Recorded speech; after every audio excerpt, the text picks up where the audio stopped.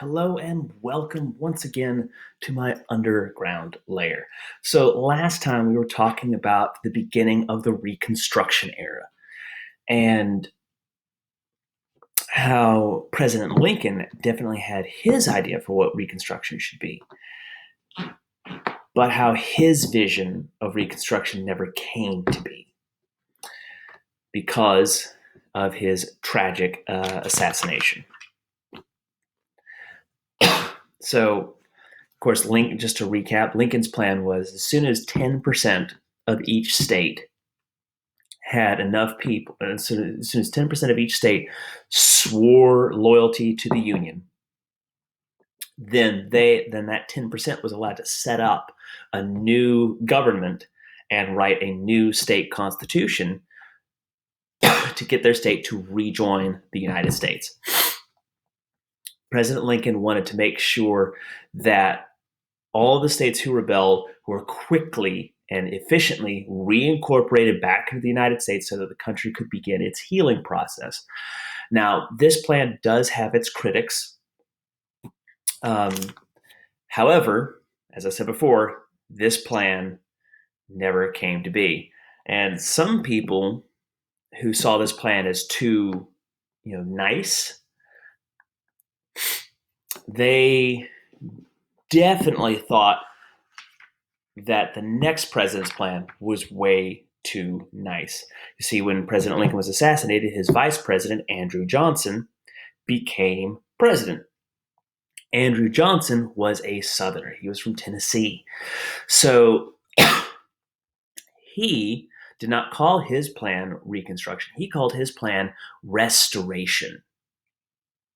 And he wanted to just very quickly, even quicker than Lincoln, get the states back into the Union.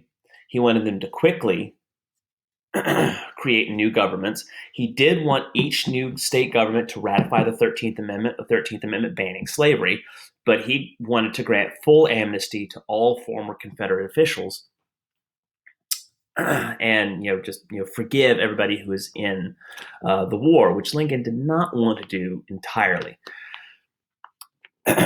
And so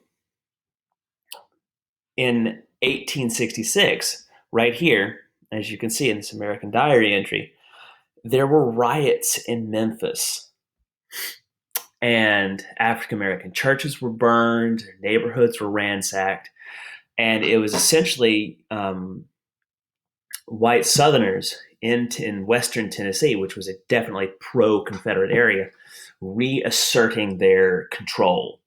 They felt emboldened by these very sort of like gentle policies, and they wanted to make sure that Black people did not step out of their place. So you have these riots happening, and then you also have, because President Johnson allowed for former Confederates to be in control, these former Confederates started to pass what were called black codes. And these black codes, if you do any research on black codes and just replace the word black with slave, pretty much they took old slave codes, took the word slave off of it, and just inserted the word black. Because all of the same prohibitions of behavior that slaves had were now reinstated under the black codes. So, for example, you could not leave your place of employment without your employer's permission. A lot of workers were required to live on the farms where they worked in the same like little shanty towns that they had to inhabit before. And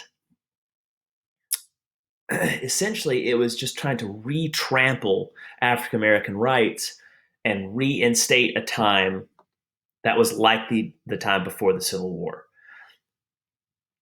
So because of that, the Republican-controlled Congress had to pass a Civil Rights Act in 1866 to grant citizenship and voting rights to Black people. And essentially, this contradicted the Dred Scott decision of 1857, which stated that Black people were property. So the government has all these things to fight with.